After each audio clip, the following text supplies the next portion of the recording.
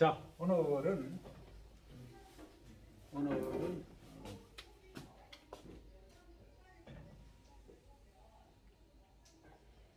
우리가 1년을 24절기 이렇게 이야기를 합니다.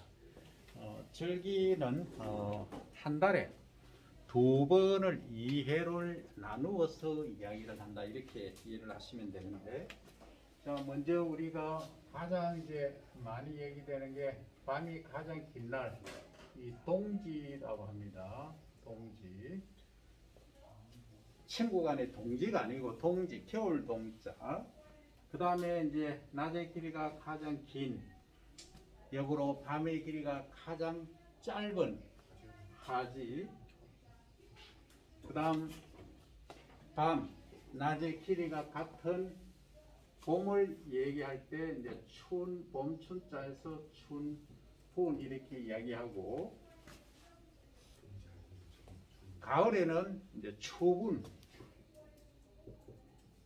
이렇게 부릅니다. 그래서 춘, 하, 추, 동 이렇게 부르죠, 그죠? 추는 이제 봄 춘자를 쓰죠. 하자는 춘하, 한자로 하면 그렇습니다. 춘하. 추는 가을 첫자죠. 겨울 동자. 이렇게 쓴다는 거죠. 그러면 자, 가운데 이제 시계로 가정하면 여기 이제 3시, 9시, 6시, 12시 이렇게 되고, 하루를 24시간으로 한다면 여기 이제 12시간 지나고 3시간이니까 15시가 되겠죠. 그리고 12시간 더하면 18시가 되고, 여기서 12시간 더하면 21시가 되고, 여기는 또 24시가 된다는 거예요. 이게 하루의 흐름이다. 시간의 흐름이고, 그런데 말입니다. 이게 하루로 볼 수도 있지만 1년을 보면 우리가 1월, 2월, 3월, 4월, 5월, 6월, 7월, 6월, 7월, 8월, 9월, 10월, 11월 이렇게 12달로 나눌 수 있다 하는 이야기죠. 그 다음에 이제 일수로 치면 우리가 365일입니다. 근데 이걸 이제 우리가 양력으로 태양력을 지금 사용하기 때문에 365일이고, 음력인 경우에는 조금 다르죠, 그죠? 360일 정도가 된다. 그래서 윤달이 있고 윤일이 있고 이런 얘기들이 있습니다. 우리 이제 작물적인 측면에서 보면, 어떻게 보면 그 음력이 더 맞습니다. 실제로 보면 음력이 추석이 좀 빨리 오는 해는 벼나 가을 작물들이 성숙 시기가 좀 빠르다는 얘기죠. 자, 그러면 우리가 작물에 있어서 자, 대체적으로 이제 이 하지가 매우 중요하다. 왜 중요하냐? 하지 이전에 꽃이 피고 열매가 맺는 작물을 무슨 작물이라 한다? 장일성 식물 또는 작물 이렇게 이야기를 한다, 이 말이죠. 그런데 이 하지 이후에 이제 밤의 길이가 길어지죠. 낮의 길이가 짧아지죠. 이때에 꽃을 피고 열매를 맺는 이 시기, 여기에 해당하는 작물들을 뭐라 한다? 단일성 식물이라 한다. 그러니까 숍데이죠. 숍데이, 플랜트, 크랍 이렇게 얘기하고, 이것은 롱데이죠. 롱데이 크랍 이렇게 부른다는 거죠. 그러면 우리가 여기서 이 12달 또는 24시 또는 12시 365일 이 원을 하나의 원 안에서 그림을 그려보자는 거죠. 그러면 작물이 우리가 가장 많이 재배하는 작물 주곡으로 사용되는 게 뭐다? 도만할 것 없이 쌀, 벼다, 그죠? 그러면 벼는 어느 때 준비를 해서 어느 때 수확을 하느냐? 벼는 5월 달에, 이 5월에 이제 준비를 하게 되는 거죠. 준비를 한다는 것은 스타트입니다. 스타트라는 것은 이 종자가 씨들을 준비를 해서 파종을 한다는 얘기죠. 파종. 영어로 하면 seeding 또는 SOWING에서 sowing 이렇게 또 씁니다. 그래서 둘 중에 어느 걸 써도 관계는 없다.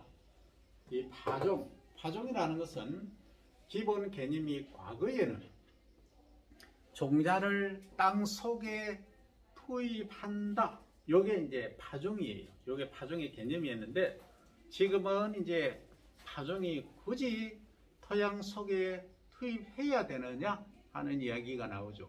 왜냐하면 자, 과거에는 이렇게 토양이 있으면 요 속에 종자를 집어넣어야 어떻게 한다? 수분 유지가 된다. 수분 공급이 돼. 만약에 이걸 이게 노지에다가 그냥 지 표면에다가 종자를 놓으면 발화를 못하죠. 왜? 이 건조가 되어버립니다. 드라이 상태가 되니까 건조하기 때문에 발화를 못한다. 그러면 발화를 하는데 필요한 충분 요건이 뭐냐? 내부적으로 외부적으로 내외적인 조건이 있다. 그죠? 내적으로는 종자가 충실해야 된다. 발화할 수 있는 포텐셜 능력을 갖춰야 된다는 게 내적인 요인이고, 두 번째는 발화를 하는데 억제하는 물질이 없어야 된다. 예컨대 ABA라는 MC식 애시드죠. ABA가 없어야 된다는 겁니다. 이 발화 억제 물질. 그 다음에 이제 에슬렌 같은 경우도 C2H4 이런 애들도 없어야 된다. 그래야 발화를 잘 한다 하는 이야기죠. 요게 뭐냐? 내적으로 종자 내에서 갖춰야 될 조건이다 하는 거죠. 그러니까 종자가 충실해야 되고, 또 ABA나 에슬렌 같은 발화 억제 호르몬 물질이 없어야 된다 하는 거죠.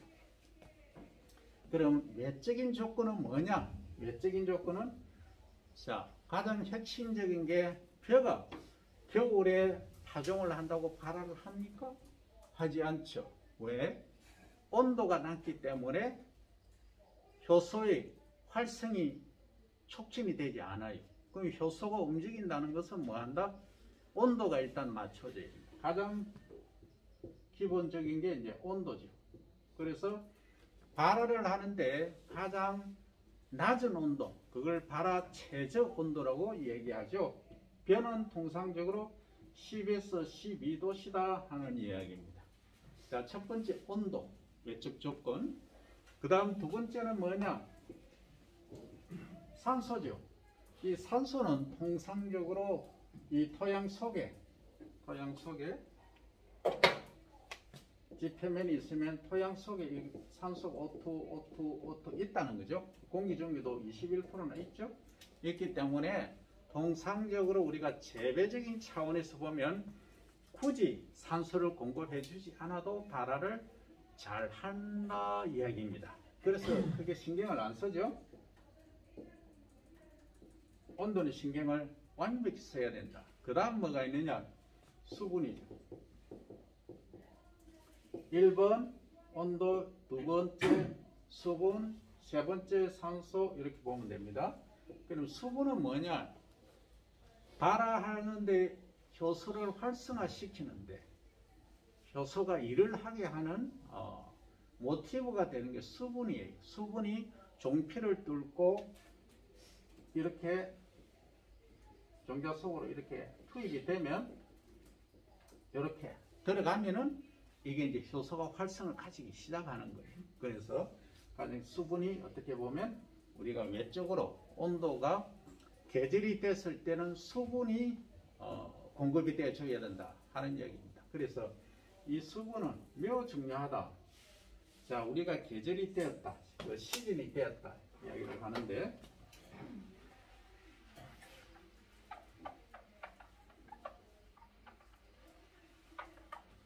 시즌이 됐다. 그럼 시즌이 시작됐으면 이제 바야흐로 12도씨 또는 10도씨가 넘는 봄이 왔다. 그런데 봄이 왔는데 지표면에 종자를 이렇게 파종을 했어요. 비가 안 와. 수분이 부족해.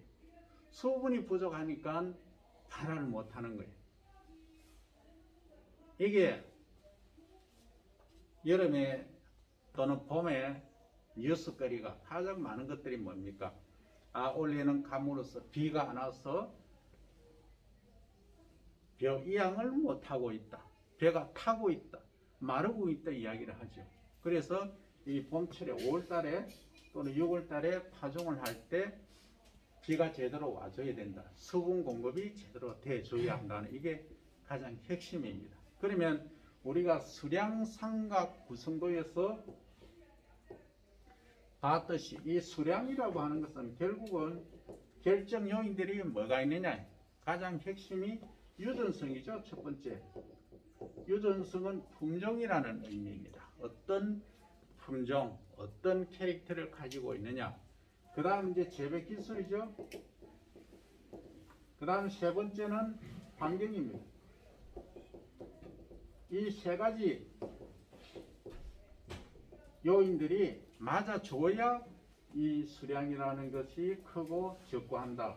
예컨대 품종하고 종자하고 재배 기술이 아무리 좋아도 태풍이 와서 다 썰어버린다 하면은 이 두 가지 조건은 이만큼 큰데 환경 조건은 이 정도밖에 안 된다. 그럼 결국 수량은 얼마냐? 요거밖에 안 되는 거죠. 이게 우리가 수량 구성 모식도라는 거예요. 수량 구성 삼각형. 벡터지. 수량을 결정하는 세 가지 요인. 그와 마찬가지로 여기서 발화에 있어서도 세 가지 요건이 있다. 뭐냐? 유전성 대신에 다른 걸 대체를 해보자. 가장 기본적인 게 뭐죠? 처음에 이제 공급돼야 될 게 산소가 있느냐 없느냐. 다학 상태에서 산소가 아예 없다. 그건 지금 다학 상태라고 하는 것은 암 상태입니다. 그러면 암 상태에서 종자가 발화할 수 있는 것도 있고 없는 것도 있어요. 대체적으로 종자가 좀 극소립종, 담배, 상초 이런 애들은 종자가 너무 적어. 이런 애들을 만약에 덮어버린다 하는 순간 발화를 안 합니다. 그래서 빛이 들어가야 발화를 하죠. 네, 그걸 이제 일명 광발화성 종자 이렇게 얘기하는데, 벼, 보리, 밀, 호밀, 기리 이런 애들은 대체적인 화분과 이제 중립종 또는 대립종 이런 애들은 빛이 없어도 발화를 한다. 빛과 무관하다. 그죠? 그러니까 광무관계 종자 이렇게 이야기를 하죠. 그 다음 산소가 있어야 되고, 두 번째는 뭐냐? 온도 조건이 맞아줘야 된다. 그래서 적합한 발화하는데 온도가 있어야 된다. 그 다음 세 번째가 뭐냐? 세 번째는 수분이죠. 수분. 그래서 요게 산소도 있고 온도도 되고 수분도 다 되면 이 정도로 이제 수량을, 그러니까 요거는 발화라는 이제 개념으로 갑니다. 발화가 충실히 100% 될 수 있는데, 이 조건은 내적으로 종자가 충실하고 발화 억제 물질이 없다는 가정하에 얘기입니다. 그죠? 그러니까 외적인 요건들을 지금 이야기를 하는 것이죠. 그러면 여기서 자, 산소도 있고 온도도 맞는데 수분이 부족하다. 요것밖에 없으면 요것도 발화율이 요것밖에 안 되는 거예요. 한 15%, 20%. 어떤 데는 발화가 전혀 안 될 수도 있다는 거죠. 그래서 사막에는 뭐가 있나요? 산소도 있고 온도도 충분한데 뭐가 없나요? 수분이 없는 거지. 저기 동토 러시아 또는 뭐 알래스카 이런 쪽에 벼를 재배하겠다 해서 시작했다 했는데, 산소도 있고 수분도 있는데 뭐가 없다? 온도가 너무 춥다. 이거 발화를 못하는 거죠. 이거하고 같은 원리다. 그래서 이 삼각 모식도를 정확히 여러분들은 이해를 해야 되겠습니다. 이게 가장 핵심이더라 하는 거죠. 그러면 우리가 이제 작물적인 입장에서 보면 자 5월에 파종하는 것 또는 6월에 파종하는 것을 무슨 작물이라 한다? 여름에 이렇게 재배가 되고 있죠. 여름에. 그래서 이걸 일명 고온성 작물이다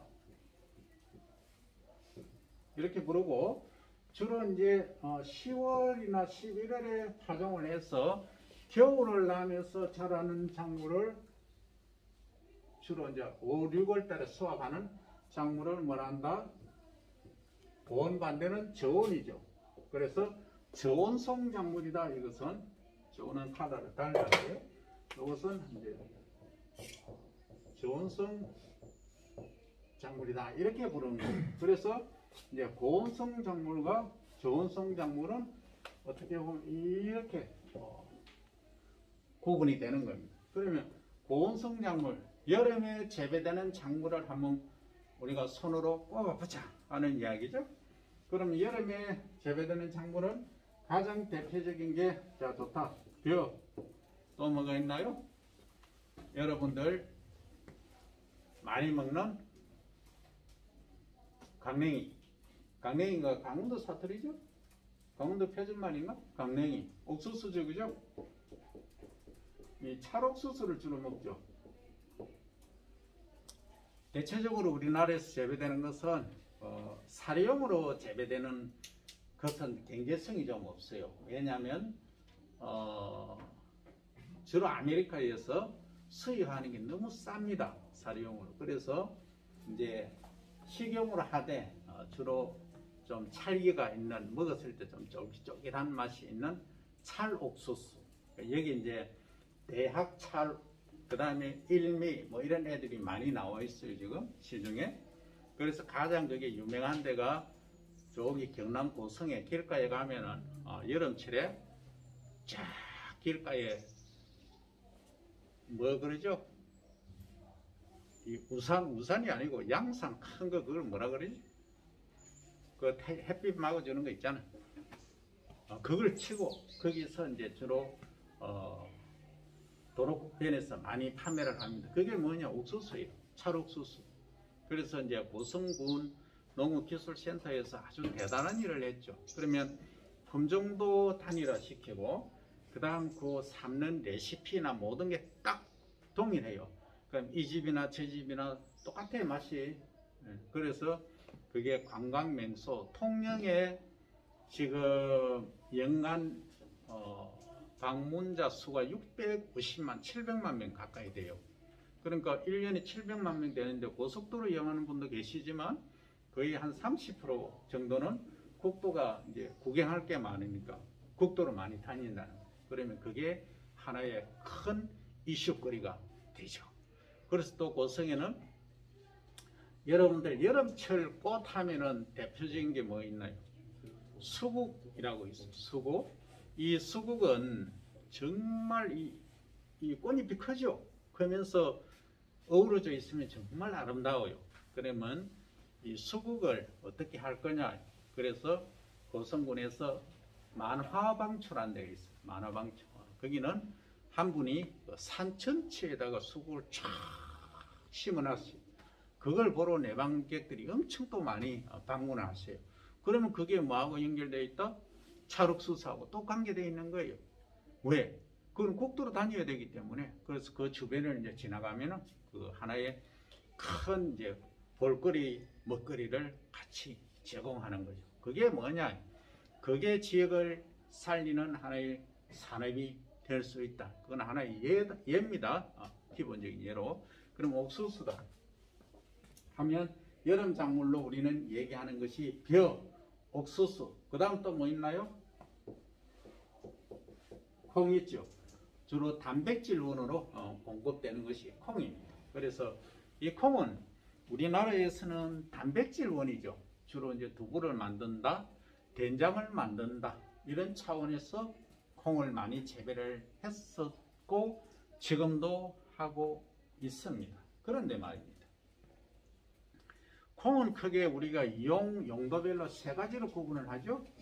첫째는 우리가 된장 담는, 두부 만드는 요것을 장유콩이라고 합니다. 장유콩. 자, 콩 하면 첫째 이제 1번 장유. 장유 하니까 부산 지나가는데 김에 그 장유가 아니고 장 담는 콩 이런 말이고, 두 번째는 우리가 밥을 해 먹으면 그 생일날 되면은 조금 뭐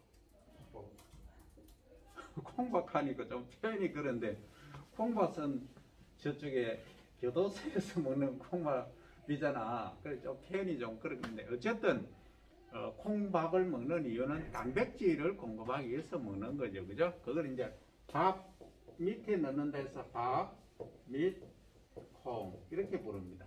그 다음 세 번째는 뭐냐? 통상적으로 여러분들이 뭐 가오리 무침, 그 다음에 무침, 그 다음에 또 콩나물국, 저녁에 이제 그 회식이 있었다 하면은 이제 아침에 속을 달래줘야 되죠. 그럴 경우에 가장 좋은 게 뭐 북어 해장국, 맹태 해장국, 뭐 해장국 나오지만 그 핵심은 뭐다? 콩나물이죠.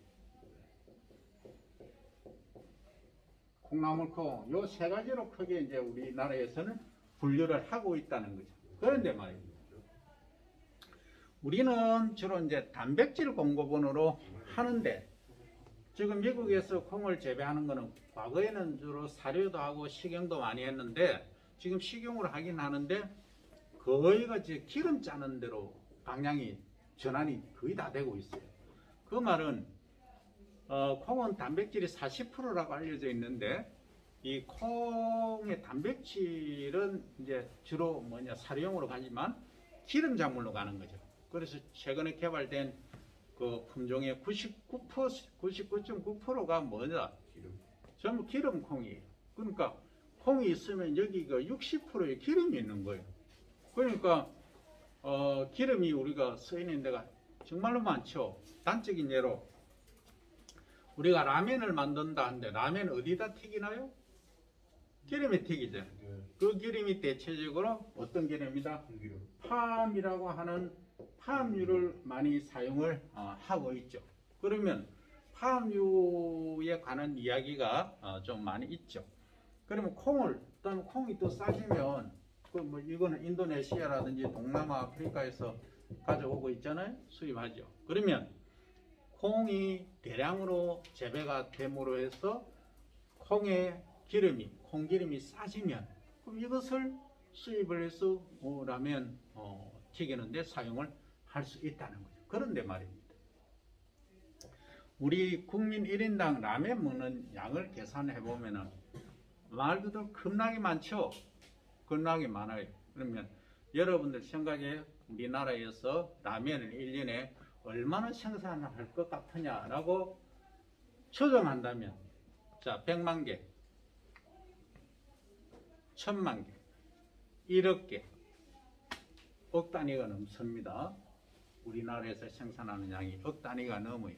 수출하는 것도 거의 라면이 주류입니다. 그래서 그 농땡땡, 삼땡땡, 무슨 땡땡 하는 회사들 있죠. 이런 기업들에서는 엄청나게 많은 라면을 생산해서 수출을 많이 하고 있습니다. 그래서 해외에서 이제 그 튀긴 향 있잖아요. 향에 이제 이끌려서 하는데, 건강을 생각하면은 좀 당이 있다든지 건강이 좀 안 좋으신 분들은 국수를 드시는 게 오히려 좋다. 면을 굳이 찾는다고 하면 이것은 조금 고려를 해야 될 바다 하는 거죠. 뭐 젊은 분들이야 관계없겠죠. 그런데 좀 당뇨가 있다든지 한 분들은 탄수화물을 기름에 튀기면 당 수치가 급격히 변동이 생긴다 하는 보고가 많이 있습니다. 그래서 하여튼 조심을 해야 될 부분이긴 하다. 어쨌든 이 콩에 관한 최근에 이제 미국이 주로 이제 GMO 콩을 만들잖아요. 생산을 하는데 최근에 육성된 품종들은 거의 99.9%가 뭐다? 이게 단백질이 목적이 아니고 전부 기름입니다. 그래서 이게 세계적인 흐름을 우리는 정확히 읽어야 되겠다. 그러면 여름에 재배하는 것이 이렇게 지금 있더라. 콩이 있다. 그러면 콩까지만 있느냐? 우리가 지금 자 1번 벼, 2번 콩, 3번 옥수수. 그 다음 또 여름 작물이 뭐가 있나요? 4번 이효성님의 메밀꽃 필 무렵. 그죠? 강원도 평창 봉평이죠? 거기서 평창에 쫙 가면 여름철에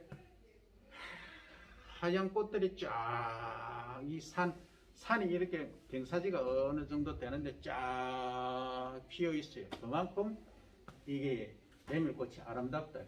메밀꽃은 이게 봄메밀, 가을메밀로 나누는데 얘는 생육 기간이 얼마다?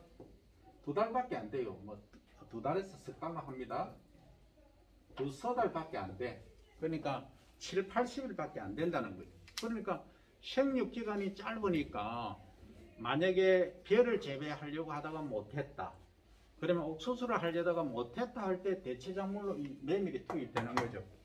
그럼 메밀은 뭐가 좋은데 하면 과거 이제 스토리를 이제 얘기를 하면 내가 과거에 이제 몸담고 있던 직장에서 MT를 갔어. MT를 갔는데 강원도 춘천에 갔는데 이제 후배가 좀 늦게 왔어. 그러니까 우리가 이제 막국수를 먹고 있었어. 춘천하면 막국수죠, 그죠?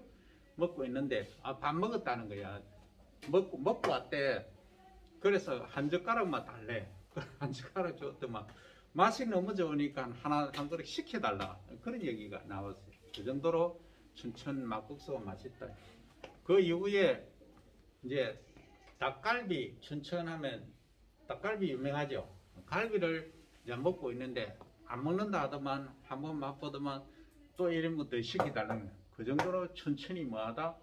호반의 도시이면서 거기에는 이 메밀국수와 닭갈비가 유명하다 하는 거죠. 그래서 지역별로 이런 특화된 음식 문화, 식문화가 절대 필요하다. 그런데 말입니다. 이 메밀을 가지고 지금 뭐 메밀 전병도 나오죠. 또 메밀 뭐가 나옵니까? 냉면이 나오죠. 이 전병. 그 다음 또 뭐가 나오죠? 이 냉면을 그냥 면이라고 할까요? 냉면. 진주하면은 대표적인 게 뭡니까? 냉면 아닙니까? 그 여름에 여러분들이 냉면집에 가보세요. 가보면은 정말로 대단합니다. 엄청나죠? 뭐 유명한 집에는 1시간 기다리는 건 기본이에요. 번호표 받고 저 시내 볼일 다 보고 와도 아직 줄이 있어. 그 정도로 이게 여름에는 냉면이 대세입니다. 그러면 냉면을 일본에서는 뭐라고 부르느냐? 이제 소바라고 해요. 소바. 뭐 일본말로 이렇게 하는데 이 소바는 뭐냐? 메밀이에요. 그런데 일본에서 만드는 소바하고 한국에서 소바가 조금 다르다. 우리가 먹는 강원도 막국수가 원래는 소바, 그러니까 메밀의 특성을 많이 가진 거예요. 근데 우리가 이제 냉면집에서 먹는 냉면에는 메밀의 양이 10% 이내인 걸로 내가 알고 있어요. 그런데 강원도에서 먹는 메밀 막국수는 30% 이상이 뭐다? 메밀이다. 그러니까 먹다 보면 뚝뚝 끊어지죠. 그런데 말입니다. 과연 메밀이 일본에서도 여름 되면은 누구나 먹어야 여름을 나고 우리 한국에서도 여름에 냉면을 먹어야 여름을 잘 날 수 있다. 왠가? Why라는 말이 나오죠. 메밀. 왜 그럴까? 이 메밀에는 루틴이라는 성분이 있어요. 요게 루틴이 뭐냐면 루틴이 혈압 강하제입니다. 혈압을 낮추는 역할을 해요. 그러면 여름에 안 그래도 더우니까 열을 막 올라가죠. 올라가면 혈압 올라가는데 이 메밀국수를 시원하게 먹고 나니까 그 자체도 시원한데 막국수, 메밀국수 속에 있는 루틴이라는 성분이 뭘 한다? 혈압 강화제가 있으니까 혈압을 낮춰주는 역할을 한다. 그러니까 여름에 최고의 음식으로는 메밀을 꽂는다. 과거에 우리가 참 먹고 살기 힘들었을 때는 삼계탕 먹으면은 보양식으로 됐고 하지만은 좀 열이 많고 하는 경우에는 메밀이 대세다. 그러면 여름 작물로 메밀은 여름에도 심고 또 가을 메밀도 있어요. 그래서 이제 소독 작물로 보면 이 메밀이 중요하다. 그러면 조금 더 이제 얘기를 하면 메밀은 루틴이 어느 부위에 어떨 때 많으냐? 주로 씨드, 종자나 발화하는 그 씨드링, 유묘에 많다는 거죠. 어린 식물체. 그런데 말입니다. 최근에는 이 메밀 품종을 우리 농촌진흥청에서 썬메밀이라는 걸 만들어요. 썬메밀. 여기 있을까요? 이렇게 갑니다. 쓰다 할 때 썬메밀 품종을 만들었어요. 썬메밀 이 품종이 진짜 써.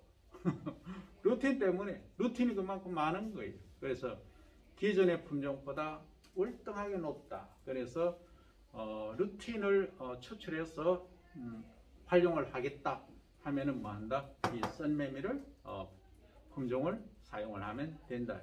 이게 이제 여름 작물로 메밀이 각광을 받고 있다. 그 다음에 조금 이제 치우고 갑니다.